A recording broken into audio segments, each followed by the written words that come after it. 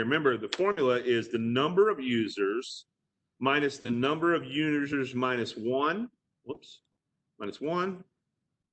divided by 2. That tells us how many keys there are for symmetric encryption. And so even though the context of it, a naive approach would be to say, hey, there's one key, when in fact that if you and I are encrypting and decrypting something, we're going to share a key. So that's going to be one key. But that doesn't mean in our realm of trust, in our symmetric encryption implementation, that's going to be the only key that we're going to use.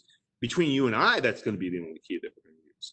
But if we have n number of users, then this formula, this equation would tell us how many users there are, in fact, and how many keys would be associated with that.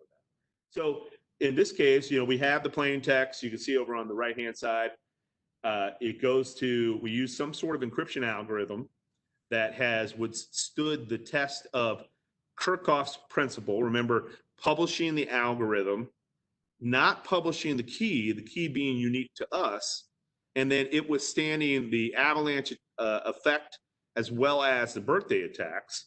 And in fact, once it's encrypted, it becomes what's called ciphertext or encrypted text. From there, then it is transmitted, and you receive it as a recipient. You take that ciphertext, you run it through the same algorithm, and from there, you would be able to then decrypt the message. So that would be symmetric encryption, right?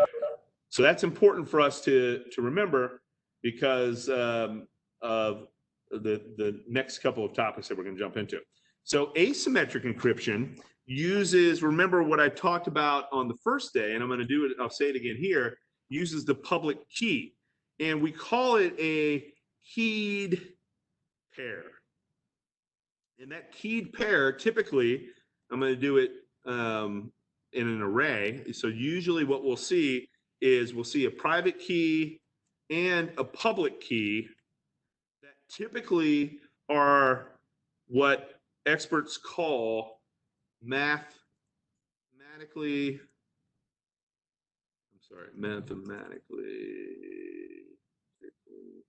they're going to be mathematically related. So whatever asymmetric type of PKI implementation that you're using, it would mathematically relate the public keys and the private keys to let you be in the realm of trust. And inside of that realm of trust, now what we can do is we can share the private keys to everyone in there. We share the public keys to everyone in there. And we keep our private key private to us. An easy way to remember this is in PKI and asymmetric cryptography, only you can see your private parts. Only you, okay? So keep that in mind. As we go through and do this, the keyed pair, everyone can see the public key, but only you can see your privates. And because of that, it makes encryption more reliable, because with having a asymmetric key infrastructure with PKI, public key infrastructure, we're able to have what's called a realm of trust. So everybody who joins that, who's using the software to implement the PKI, would be in that realm of trust. And because of that, what we typically will see is that the encryption happens behind the scenes. It's kind of like a voodoo. Nobody really knows what's happening. Once it's set up, it just works. But we end up having confidentiality, integrity, authentication, authorization, and non-repudiation. So those are the 5 things that we end up having from asymmetric cryptography or asymmetric encryption.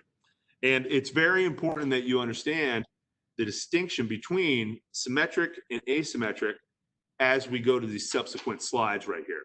So each one of these is important in its own regard, and we're going to explain it a little bit further as a decomposition exercise.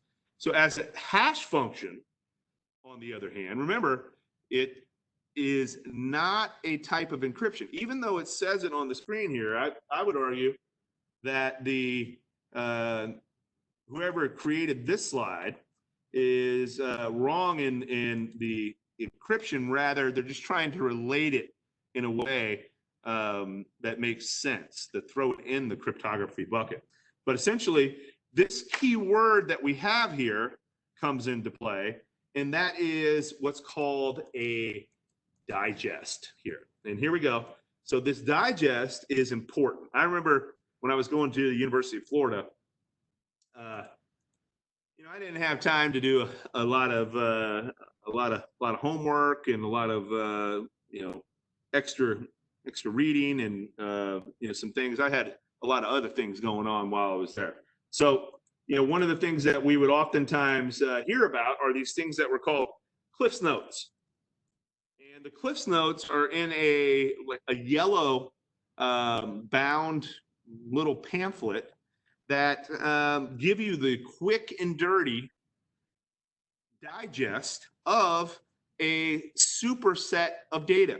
And to me, what that means is that if my professor wanted me to read War and Peace, which is, the book is, 2,000 pages or however big it is, ain't nobody got time to be reading 2,000 pages.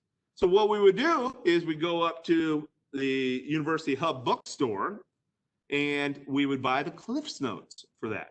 And what that does is that takes that 2,000 page manuscript, or in that case, a document, and it would create a digest, a smaller subset of that would allow you to only know the necessary information that relates directly back to that superset of data.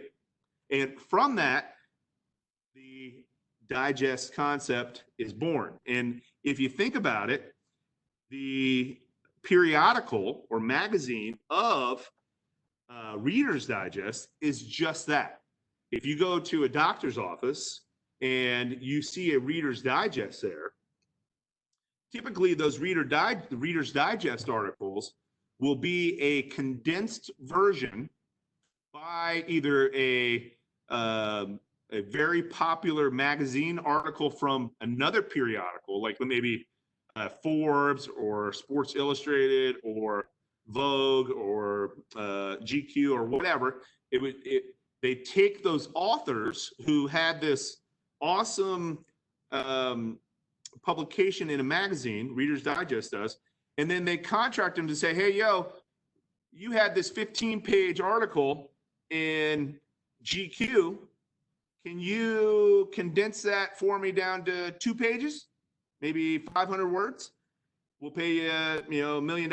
And, the author's like, yeah, we can do that. Sure. Whatever you need. And so they take that manuscript and get it down to the digested form.